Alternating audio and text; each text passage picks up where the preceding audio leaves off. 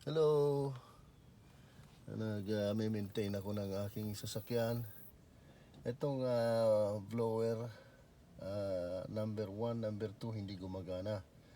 Kung hindi gumagana yang low speed at gumagana naman yung high speed, kadalasang diferensya niyan ang resistor. Blower resistor, nandito yan sa kadalasan nasa ilalim ng compartment ang mga blower. Itong blower, yan ang blower. Ito ngayon, merong wire na nakakonekta dyan sa resistor. Yan, ipalit ako ng resistor. Ito ang resistor. Ayun. Tapos tanggalin lang yung dalawang nut dyan. Tanggal, ibalik, ilagay yung bago. Tapos ibalik yung screw at i-plug. That's it. Ganun lang kasimple. Thank you.